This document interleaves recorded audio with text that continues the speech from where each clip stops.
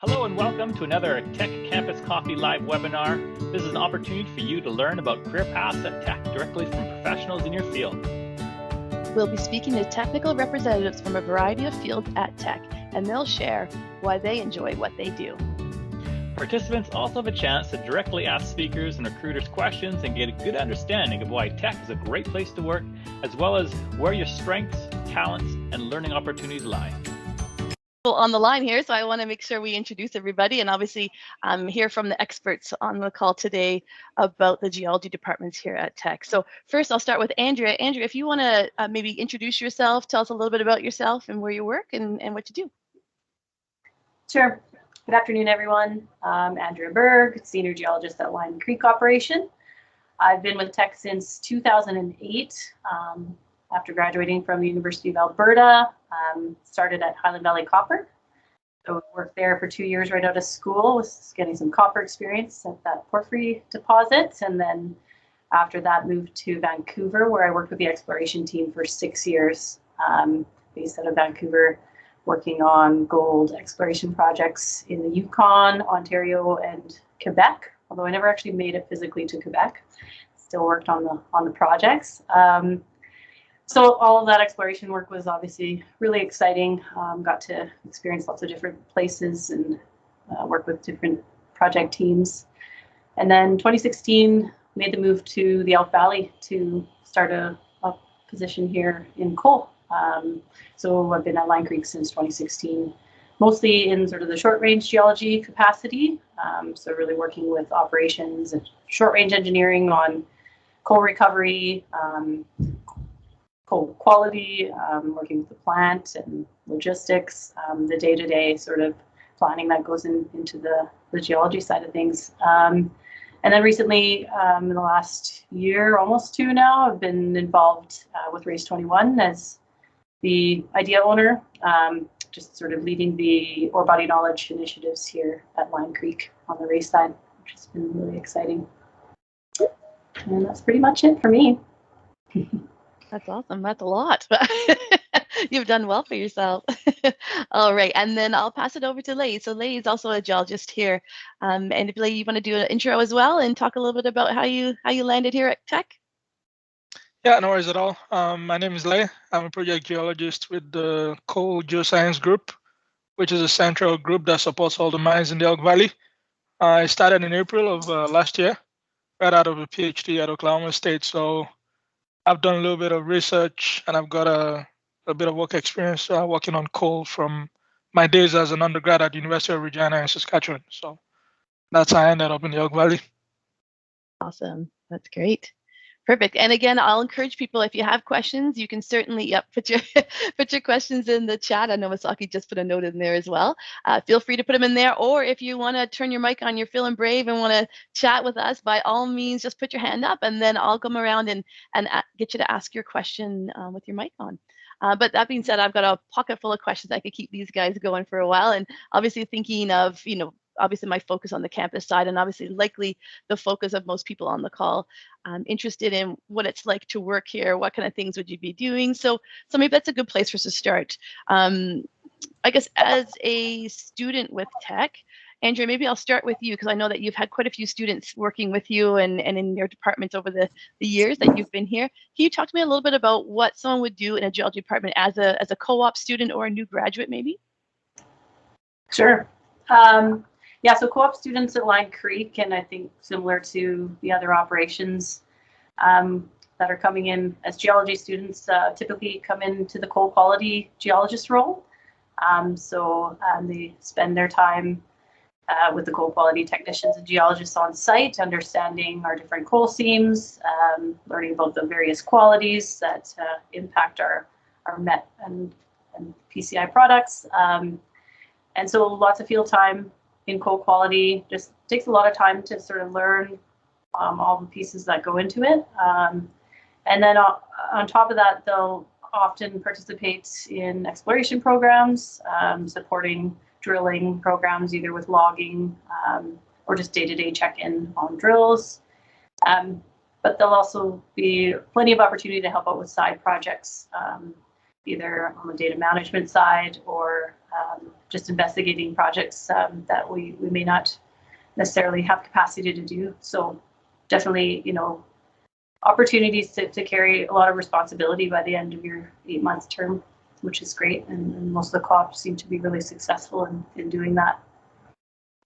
Yeah, for sure. That's great. No, I get evaluations from all the students once they finish their co-op term to sort of say, like, figure out, like, how was it? Was it what you expected? And literally the most common comment we get, especially with a lot of these field type roles, is, I can't believe how much responsibility I was given as a co-op. And so certainly it always rings true when I talk to people about the responsibility students get. Like, we really treat them like a full-time employee once they're up and running and, obviously used to the operations, and they certainly get a lot of really great experience from people like yourself on site to sort of guide them through what it's like to work here.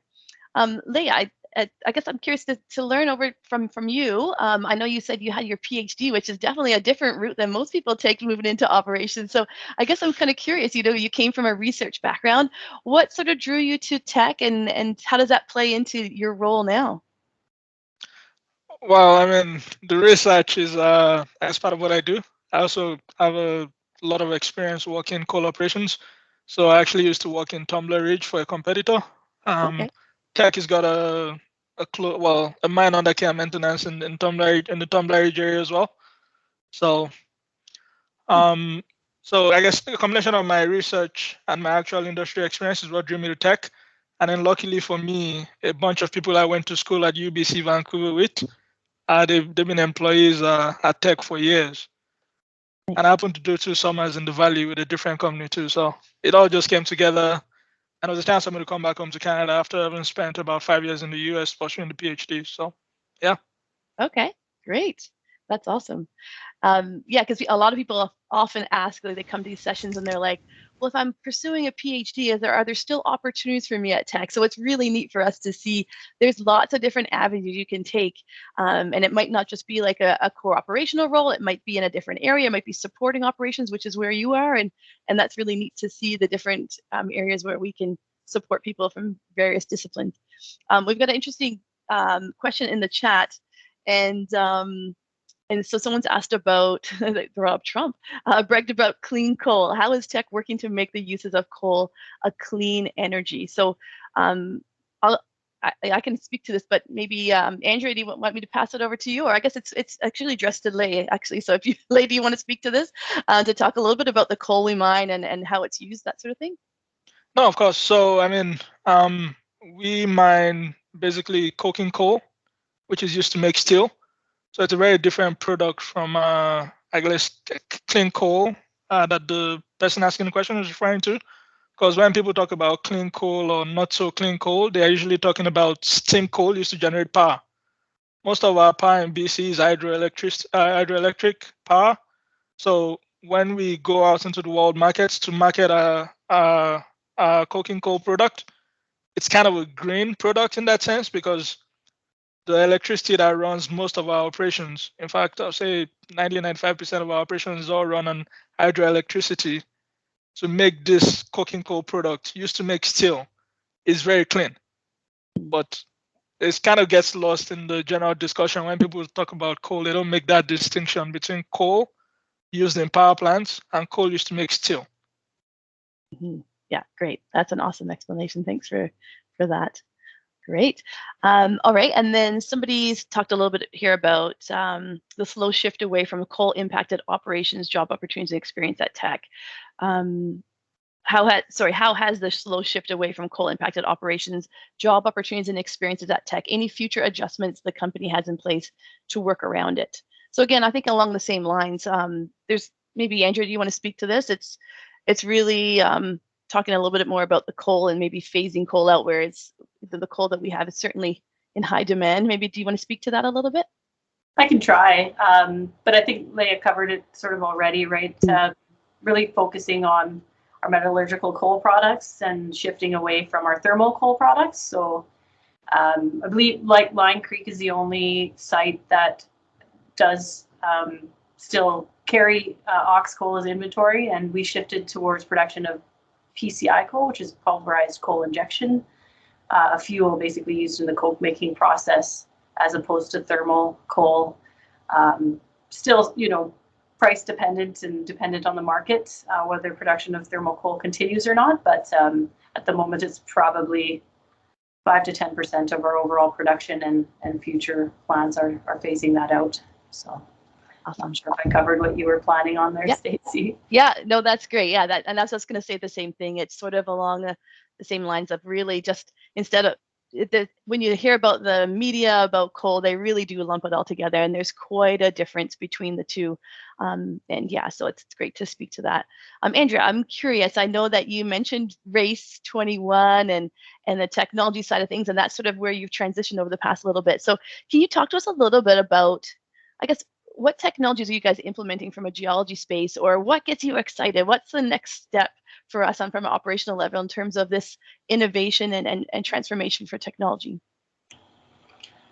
I mean, I think at a high level, you already spoke to it, or Misaki did, just is really like being able to pull all of the data that we have and we produce at our operations together in a meaningful way to make better decisions. So on the geology side, so for ore body knowledge, that includes improving coal recovery. So decision-making tools on coal recovery, in particular for thin seams, this is one tool that we are implementing at site here. And then just also sort of a short-range coal recovery dashboard. So you might hear Power BI thrown out in this conversation at some point. But yeah, just being able to visualize that data in a meaningful way to make data-driven decisions instead of just doing things status quo, as we always have. I think it's the biggest thing. And then there's going to be modeling and coal blending projects that are going to be pretty significant in terms of changing the way we model and improving our geological models, and then sharing that with engineering and environment teams in a meaningful way as well. Great. That's awesome. Great. And then I guess in terms of something that you hear quite a bit from the engineering group and from the geologists in the field here, they talk a lot about how complicated our geology is, or how unique it is to mountaintop mines, say, for example. So I guess, Leigh, can you speak to a little bit about what makes us unique, or what makes it particularly challenging to mine here from a geology perspective? Yeah, no, I can definitely do that. So just because of the way the geology in this area works, this area of North America, especially in BC and Alberta, we're very close to the Rockies. So you don't sort of have that layer cake geology where everything is flat and low lying. It's a little more complicated because just in that process of forming the Rocky Mountains, orogenic process, as you say in geology, you sort of chewed up and mixed everything together. So that has a fair amount of risk involved. So the fact we're actually able to be the second largest exporter globally of seaborne steelmaking coal is a feat in and of itself, because our biggest competitors are based out in Australia, where for the most part their coals are pretty flat laying. So it's a small miracle we're able to do what we do on the scale we do it, to be very honest. And that's something I guess we should always keep in mind, that mining is fairly technical, fairly high tech, especially in the areas we work, which I find pretty fun, pretty interesting. Yeah, the comment you always hear here is, you can mine here, you can mine anywhere. Awesome. Great. Okay, and that sort of jumps into the question that's in the chat right now.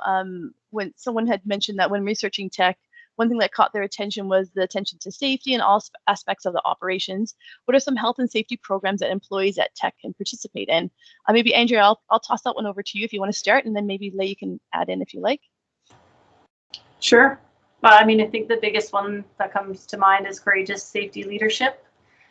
So all of our co-op students and new hires and people that haven't done it yet go through sort of a program where the focus, I think that was rolled out in 2008, was to change the culture of safety at Tech. We've come a long way since then, I believe, and it's sort of like making personal commitments, team commitments to safety, holding each other accountable, and essentially feeling empowered to speak up when you see something isn't right, or to ask questions if you're unsure. So that's the big one. On top of course, a number of more day-to-day level audit programs. We have a Take 5 program that's rolled out across all our operations, just to, kind of force you to do a quick 5-minute check of your task and make sure that you're aware of all the high potential hazards. Okay, that's awesome. Thanks. Yeah, no, one that I always talk to students about too, because I think it's a really a quick introduction, I guess. So we also have what's called a green hard hat program. And so any new hires, whether they're senior management, whether you're a co-op student, also start with a green hard hat. And I think that's a really great introduction to an industrial site, in that it makes it really visible at operations. When you're out in the pit and you see green hard hats, they're new to operations. So people keep an extra eye out for them. But also I always say that you can always ask any question when you have a green hard hat on. Like, it's fair game, because people recognize that you're there to learn, and it just gives that, I guess it opens those doors and really sets that stage for that communication around safety, and really asking the questions and discussing safety. And I think that's a really important program for people, to make it really obvious to others that we're there to focus on your safety, and we're keeping an eye out for you, kind of thing too. Leigh, did you want to comment on any of that? Does that sort of cover it? Yeah, that mostly covers it. I guess the only other thing I would like to add is at tech, safety, it's safety above everything else. So we are not pushing production and trying to maim or injure people or damage the environment. So if it's not safe, the work doesn't get done. Mm-hmm. Yeah, that's great to note. We're going to circle back to the PhD. Someone has a question here about, and I'm sorry if I've missed it earlier. There's for PhD holders interested in permanent positions, how critical is it to have a PGO designation prior to applying? Will applicants receive consideration without it? Especially important in the context of folks who were educated outside Canada and don't yet have the work experience to qualify for the PGO, for the professional designation. Leigh, do you want to comment on that? I know we have several PhDs amongst our mixes within race, and then yourself. If you want to speak to that a little bit? Yeah, no, I can speak to that. I didn't go to school outside Canada except for the PhD, so that might be a little different. But I've been GIT since 2011, and I'm still not PGO, and I'm here. So it's something that is considered. But so long as you can come up with a plan with your manager to get your designation as soon as possible, then tech actually supports you in doing that. I mean, if you have questions, if you need to pay the fees, various fees you got to pay for to EGBC, the company will cover all of that. So it's not a problem to apply without having your full PGO designation, so long as you can show that you're able to get it in the shortest amount of time possible. Yeah, I certainly agree with that. Perfect. Great. Thanks for sharing that. Like you say, it's always a common question we get. So I'm happy that you are able to answer all these questions for us. And then Andrea, I want to talk a little bit on the exploration side, because I think that is an area that we do quite a bit of hiring through the summer period. We do a lot of hiring through our projects through Vancouver, which you've worked for already and worked in exploration. And we also have a student on the line here too that worked in exploration, but at our operations. So I guess I'll start with you, Andrea, and then I'll introduce Andrew. Andrew, if you could talk to me a little bit about some of the projects that we have ongoing, or what was that exploration experience like for you? Andrea, you said, right? Yes, sorry, yes, Andrea. Not Andrew yet. Yeah, sure. Yeah, I mean, my initial experience in exploration was greenfields exploration, so not on a mine. Well, sorry, I should correct myself. At HPC, I was managing drills at site there, so in pits and just outside of our active pits. So that kind of introduced me to diamond drilling, which is what we did there. And then, yeah, exploration projects on more remote areas and logistics involved in that was a very big challenge, obviously. Helicopter supported programs, managing the data throughout the program, and then managing the teams throughout the program as well. And then shifting back to site, I haven't been managing exploration projects much here at Lion Creek. We sort of have a team doing that. I think I took care of one summer. But yeah, now we've really built up the resources at site for that with support from the geoscience group in Sparwood. So typically the sites now have sort of a project manager at each site, employed by each site, and then the support for project geologists comes from Sparwood. So that's kind of shifted and really helped out managing these programs, which of course have a lot more reporting, permitting, and safety sort of contract management involved. But typically, just for technical side of things, on coal sites for geology and quality information, we use RC drilling. And then we usually, on the geotech side, we'll have core drills supporting that, where we can get rock quality designation type data from the cores, or we install piezometers or any sort of things like that, and of course get geology information there as well. Okay, awesome. Project generalization, but it's good. Yeah, it's good insights for everybody. Thanks, Andrea.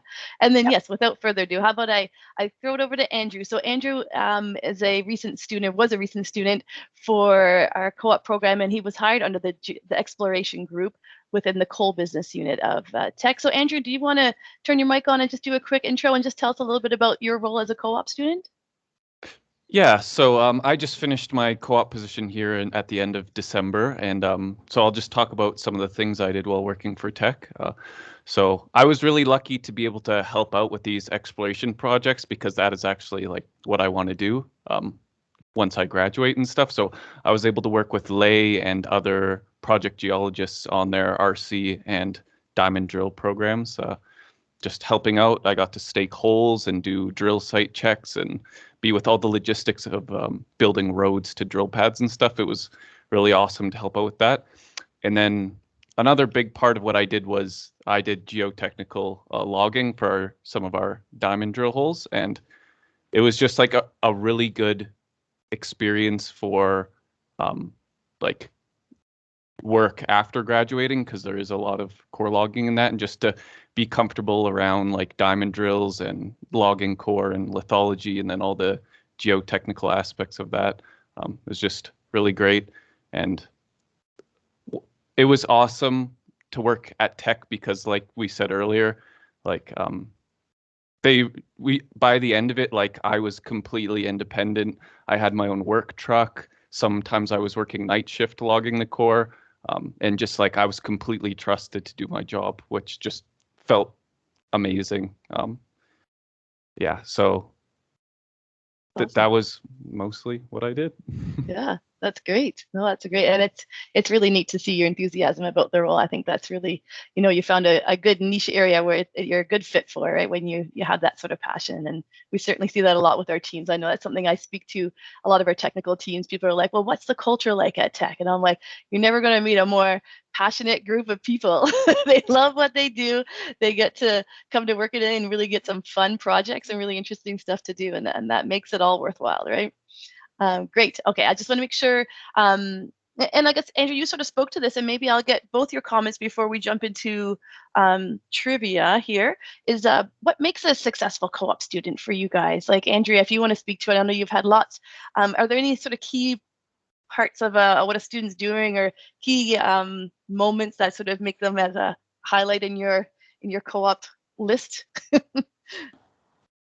I think it's just an eagerness to learn. I mean, we could talk about experience that might help, like software type things, but I think really for us, it's just a positive attitude, willingness to learn and try all sorts of different hats on, like Andrew said, because at some point you maybe, be able to try out something new. Like our last co-op was able to spend some time down at our lab here on site, which wasn't planned, but she was quite happy to have that experience as well. Yeah, and just asking lots of questions, being open to feedback, and yeah, just team players all around. That's great. Thanks, Andrea. And then, Lay, do you want to add to that?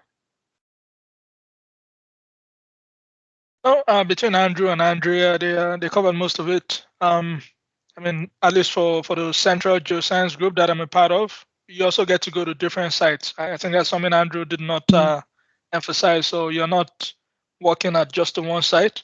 You kind of get to see various things at different operations, and then we also have a bunch of cool initiatives we're working on the geochemistry side with geophysics. So it's not just geology; it's geoscience. Yeah, that's great. That's awesome to highlight. Yeah, and someone in the chat here, before we go to trivia, Misaki, I'll just get through this one question, and then we can always come back if there's any other questions. Someone's asked, do we hire Master of Environmental Science students with undergraduate degrees in geology with about 6 months experience of geotech experience and long experience in position of project geologist? So yeah, that's a fairly specific question, but I would say as a general answer, I would say yes. There's a few different areas that someone like with that kind of experience could certainly work in. We have a huge environmental group as well, and there's lots of different areas in the environmental group, and then as well geology. I'm imagining they're looking at a full-time role. So yeah, I guess I would suggest first, and I usually go through this at the end, but for someone like David who's asked this question, or anybody else on the line who's really looking for opportunities with tech, something I would suggest is we have a ton of opportunities. We're recruiting like crazy right now. There's lots of growth within the company, lots of changes. We're moving people into the race team and looking for people in operations or vice versa. So there's a lot of opportunities.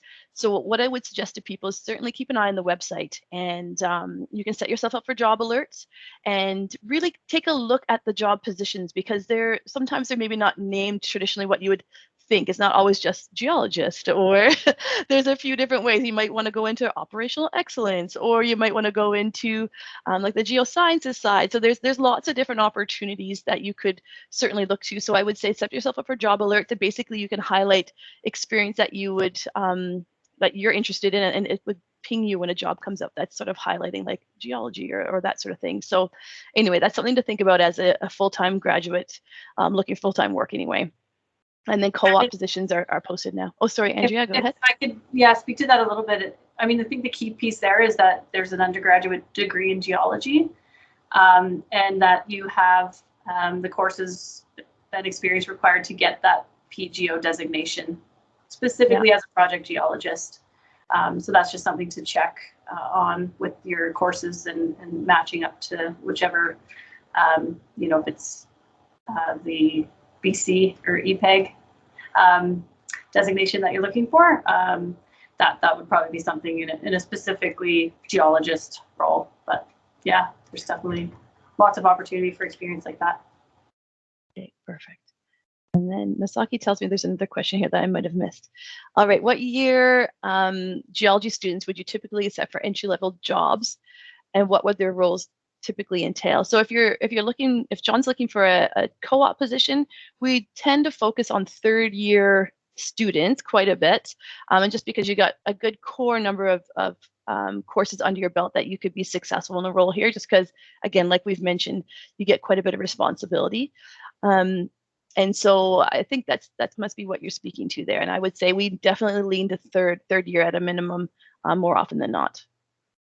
So I sort of highlighted a little bit at the beginning. Like I mentioned, we have a huge co-op program, as well as EITs and new graduates. We do quite a bit of hiring as well. So for the co-op program, we are currently recruiting for the upcoming May 2022 term, which seems crazy. I feel like I'm speaking so far in the future, but it's not that far away.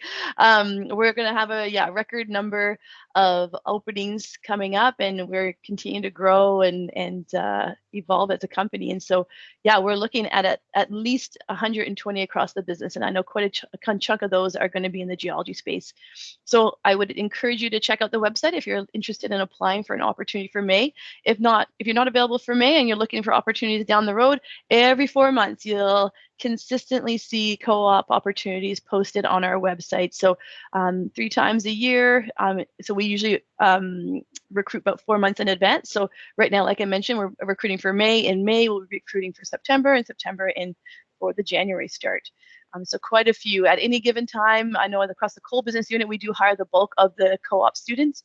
And at any given time, you're looking at about 120 to 150 students that are kicking around the different operations and offices across the valley. So it really makes for a really cool experience as a student, not only from the professional standpoint, but then also as a community as well. And we have lots of events that we have and support that we offer for our students while they're a student with us. So we have our campus, sorry, I just forgot the name of it, campus community, I guess, if you will, a student community.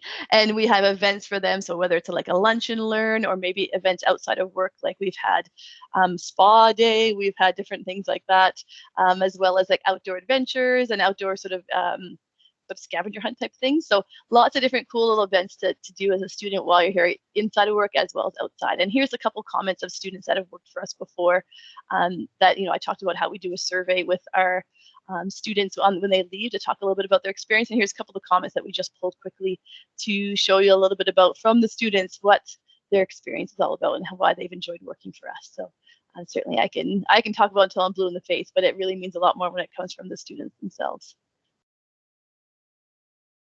All right, and then I'm just going to check to see if there's any other questions that we want to circle back before we let everyone continue on with their day today. Yeah, I think thanks Andrew for answering that question in the chat there. I think there's there's quite a variety. Like Andrew has some really great field experience. I say as a general rule, any geo position that you're going to have with us, you're likely going to be at least 50% in the field. So you're going to get quite a bit of field exposure and opportunity to work on projects. We do tend to lean towards a longer co-op term, so 8 months, 12 months, 16 months.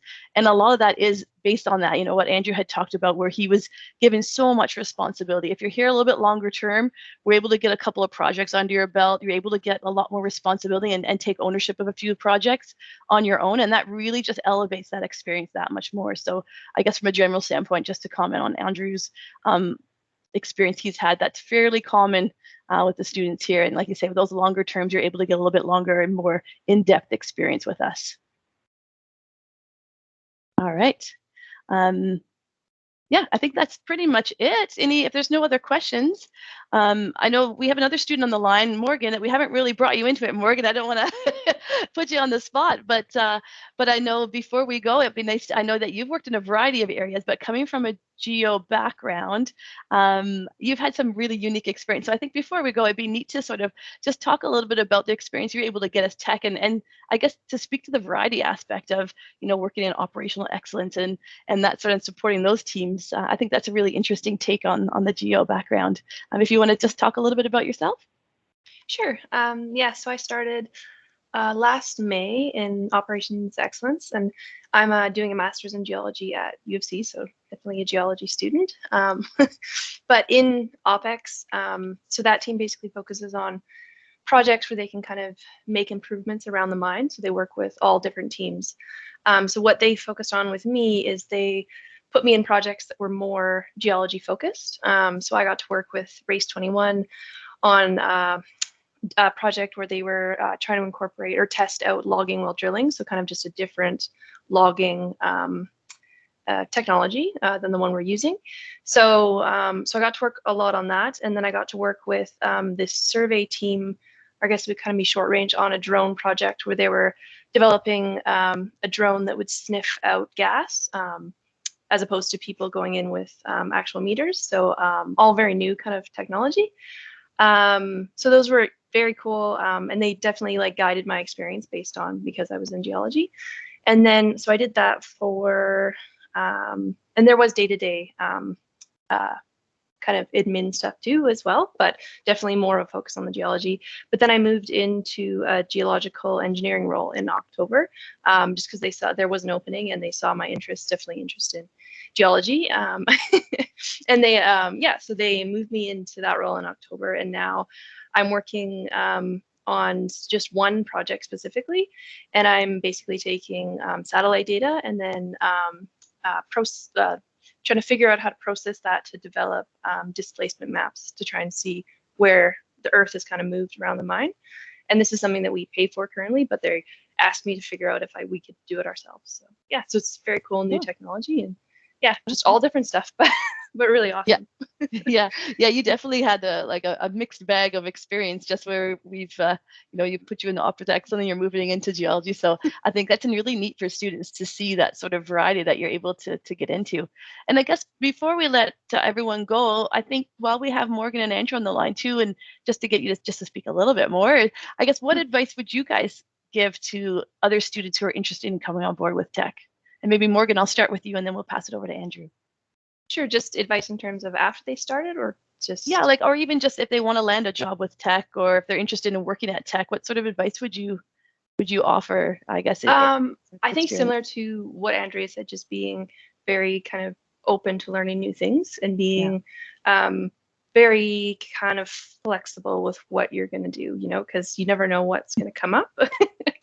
And being excited about coming, working like in the field and also coming to the valley. I think that was a very big part of it, and my excitement for kind of being in the mountains and like really wanting that lifestyle was a big part of it.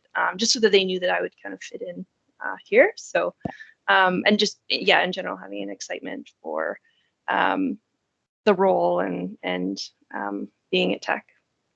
Yeah, that's awesome. Great, Morgan. Yeah, I know that's something that we haven't talked as much about, but certainly something that we can take a lot of pride in, that we're based in some pretty spectacular locations. So places where people come to vacation and we get to live and work here, and it makes it pretty fun. And, you know, you saw from the video at the start, the sort of lifestyle options and things you could do in the outdoors here are just, you can't match it anywhere else really. So we definitely have a lot of pride in the locations that we're able to operate in. And Andrew, any advice that you want to offer for any students that are interested in coming on board with Tech?